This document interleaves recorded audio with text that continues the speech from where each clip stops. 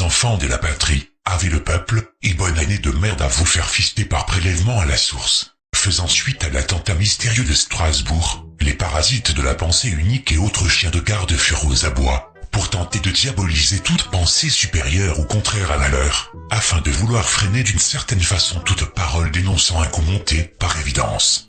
À défaut d'une loi liberticide sur les fake news pour mieux freiner les ardeurs de la moindre info alternative, sans compter les méthodes récurrentes à faire passer tout contradicteur pour un salaud, par le biais du chantage aux victimes et d'essayer de vous faire looker vos godasses, on pourra dire d'un certain point de vue qu'on est monté d'un cran, et l'ombre du bolchevisme ou plutôt le crime pénal d'arrière-pensée semble poindre à l'horizon dans ce pays.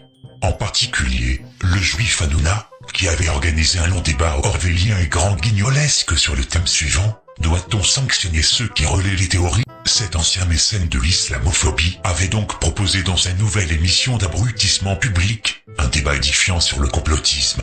Les chroniqueurs de l'émission Poubelle, tels que Eric Nolot, odieux méprisant et aboyeur au service d'Israël, et le collabeur de service, Karim Zeribi, formé en Israël, assisté par un autre collabeur et serpillière de Sion, l'opportuniste du gouvernement, Mounir Majoubi, l'enfumeur et franc-maçon Christophe Boursier, lui qui avait l'intention de créer une nouvelle matière, le cristal mou, et enfin le guignol des informateurs et récidivistes, Toto la binocle, Thomas Jon.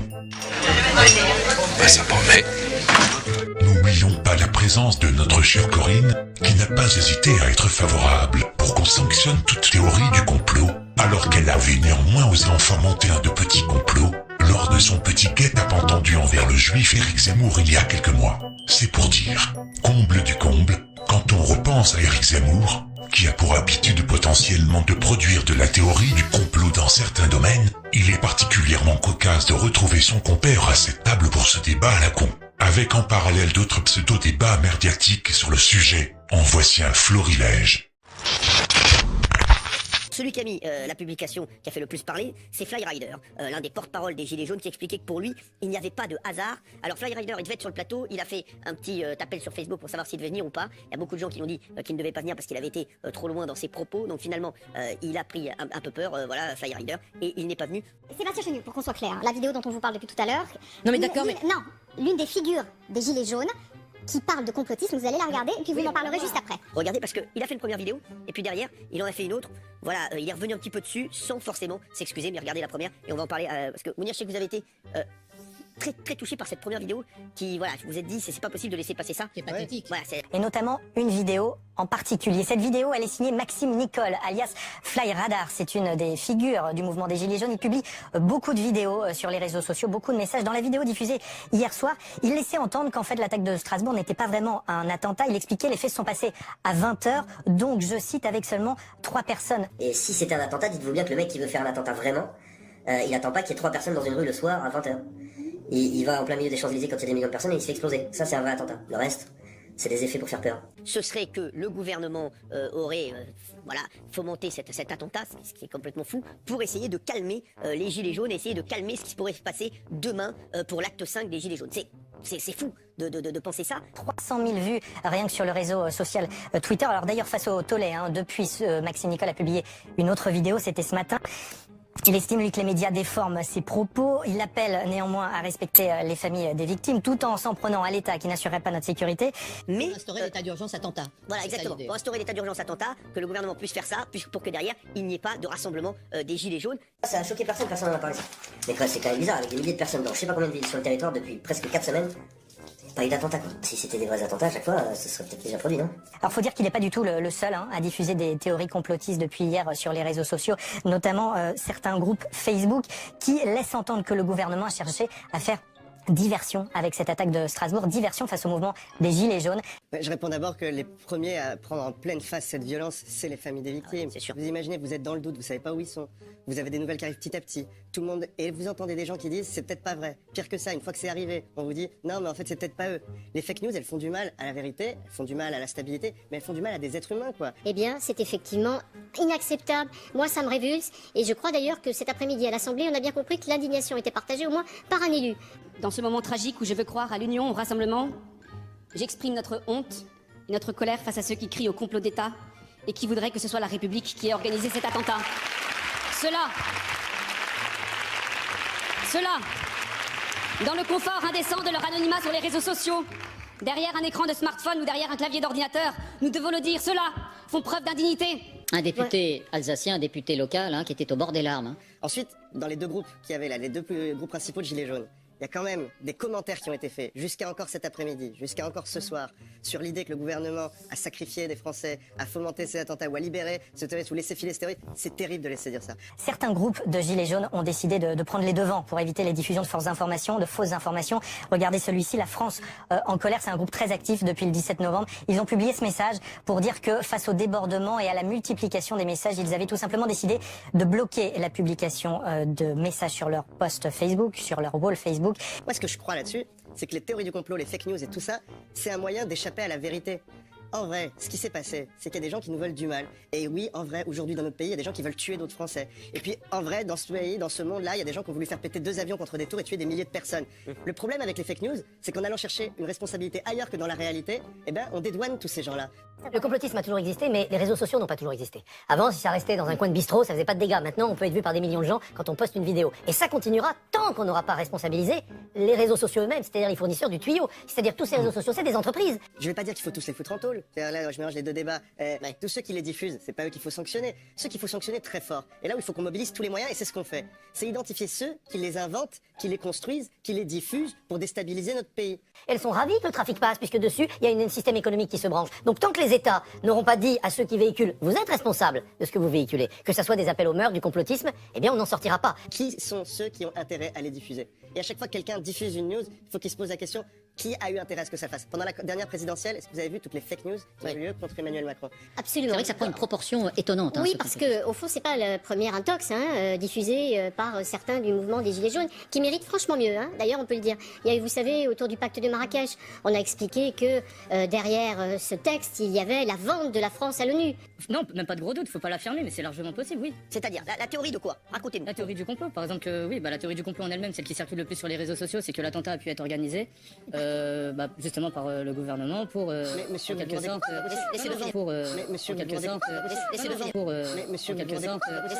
Parce que ça restera des choses extrêmement puissantes et qu'on peut pas avoir des instituteurs et des profs qui passent 20 ans à débourrer le crâne de quelqu'un qui a été Par exemple, il bourré faudrait par ce l'interdire cette vidéo.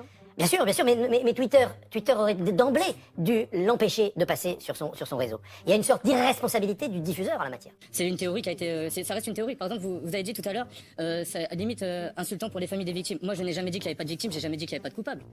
Il y a des gens qui prétendent toujours qu'aucun homme n'a marché sur la Lune, que les attentats du 11 septembre ont été organisés par les services américains. Alors si c'est vrai, apportons-nous des preuves, donnons-nous des preuves et on pourra changer d'avis. Vous savez, il y a un philosophe qui s'appelle Pierre-Henri Tavoyot qui explique que le complotisme réenchante le monde par le négatif. Il fait entrer celui qui y croit dans le monde fantastique peuplé de forces occultes et le démon. Déjà, ni vous ni moi avons la certitude de ce que prétend le gouvernement soit vrai. Franchement, je pense que c'est impossible, on peut pas dire ça. On peut pas laisser dire ça. Alors attendez, mais si, il va Déjà, ce que j'ai envie de dire, c'est que les propos que je vais tenir ce soir n'engagent strictement que moi. Je ne suis pas porte-parole de Normal, personne. vous êtes gilet jaune. Donc dans ce monde négatif, vous avez compris, les juges sont corrompus, les journalistes menteurs, les politiques pourris, les syndicalistes vendus, les experts achetés, les policiers véreux. Eh ben moi je trouve que trop, c'est trop. Ah, ça te fait chier. Ça te fait chier, hein? Imaginons que cet attentat a été un complot. Mais alors, moi je me pose la question. Pourquoi le président Emmanuel Macron, qui dirige tout et contrôle tout, n'aurait pas fait cet attentat un lundi? Ça lui aurait évité d'offrir des mesures sociales qu'il ne voulait pas payer aux pauvres Il n'y aurait pas Français. le choix de toute Donc, façon de il faut revenir revenir sur un les tout petit mesures peu. sociales Non, il faut revenir à des choses un tout petit peu plus Le concrètes. mouvement ne s'il vous s'arrête plaît. pas pour autant. Alors franchement, je préfère la vérité au mensonge, l'intelligence à la bêtise, et s'il faut compter sur des complotistes pour régénérer la démocratie, ce sera sans moi. Tire-toi. Mais je trouve ça quand même curieux qu'un terroriste peut se balader dans les rues de Strasbourg quelques jours avant le réveillon de Noël. Avec tous les systèmes de sécurité qu'il y a en ce moment pour nous empêcher de rentrer avec des... Là, vous savez, malheureusement, pas tant que ça. Regarde, on se balade dans les rues, personne me fouille quand je me balade au coin de la rue. Non, mais Attention à ne pas utiliser cela pour essayer de décrédibiliser les Gilets jaunes. Parce qu'on a entendu, lors des manifestations des Gilets jaunes, mais c'est peut-être Trump, c'est peut-être les Russes qui sont derrière les Gilets jaunes et qui les manipulent, etc. Donc le complotisme, il vient de tous les côtés, et j'aimerais vous entendre, parce qu'il s'agit de ça. Donc c'est pas juste... moi je vois bien ce qui se passe, et qu'on va essayer de décrédibiliser les Gilets jaunes en disant « Ah, ce sont des complotistes, etc. » Moi, je vous écoute, messieurs, j'ai même pas envie de discuter avec vous. J'ai envie de dire deux choses. Il y a que deux solutions pour éviter que se propagent des discours aussi délirants que les vôtres. La première, c'est l'éducation, à la base. Internet est un média très jeune. Il faut éduquer les gens à Internet parce que c'est très récent comme média et les gens ne savent pas comment réagir et des cerveaux se laissent retourner par ce média nouveau. Vous avez bien vomi, j'espère. Notons au passage la tentative de la pleurniche et de la leçon de morale, en faisant intervenir dans le public 2 individus, l'un issu des rescapés de la fusillade, et l'autre issu d'un corps constitué de Strasbourg, afin de fustiger honteusement les gilets jaunes présents sur le plateau.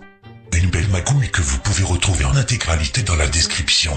Pour en revenir au cas Maxime Nicole, ils ont eu le culot de vouloir manipuler grossièrement ses propos. Il n'a fait que dire le fond de sa pensée, par le biais du bon sens, voire d'une certaine forme de prudence en ce qui concernait l'attaque qui était en train de se produire.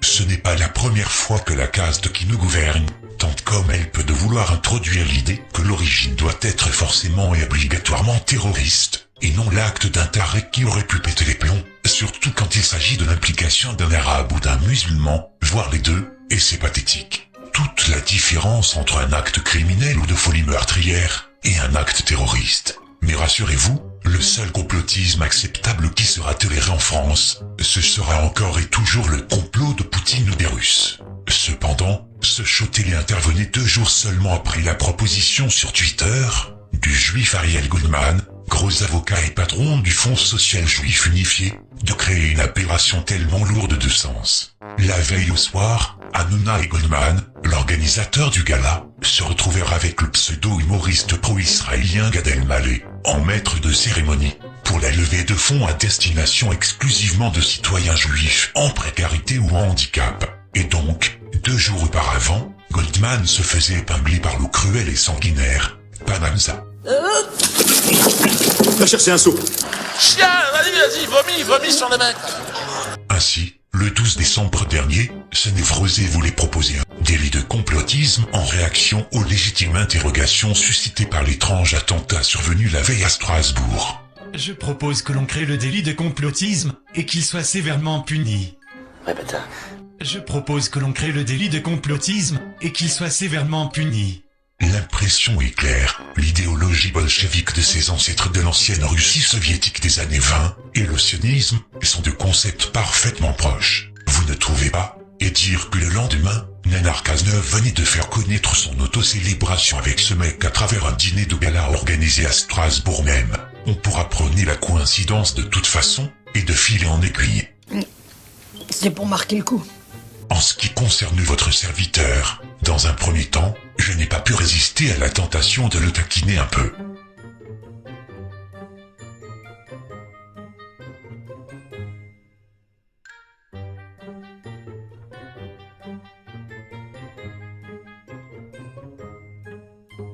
Et moi qui imaginais qu'il allait me bloquer pour le principe, devinez quoi?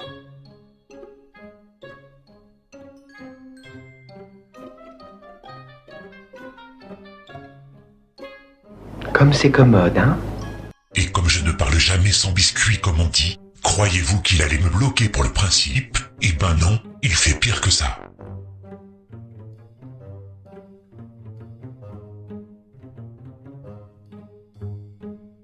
Ne me dites pas qu'il a osé quand même. Vas-y, et ça l'amuse en plus.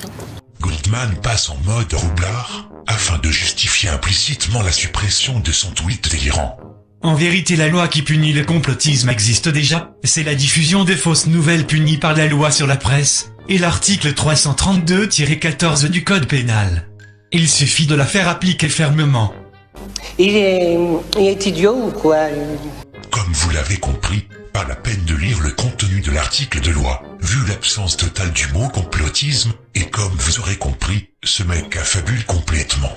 Et ce n'est pas fini pour autant. Lorsque qu'un compte Twitter ultra pro-israélien et délateur, avec le même fantasme que Goldman, du mode roublard passant en mode victimaire, ce dernier vient renchérir, mais tout en faisant quoi? Bravo, balance ton antisémite, je me suis fait traîner dans la boue par les Panamza et autres, du même acabit pour avoir proposé cela. J'y ai évidemment déposé plainte. Oh le fils de pute!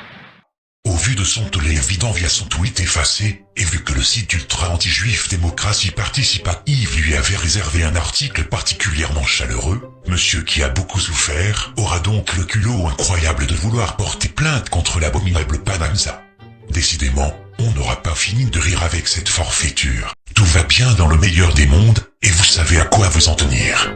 L'anticomplotisme est devenu l'expression orwellienne pour dissimuler la volonté de s'attaquer à toute liberté d'opinion, d'expression ou d'investigation susceptible de dévoiler ses compromissions occultes et compromettre ainsi ses privilèges indus. D'autres déclarations suivront. À très bientôt.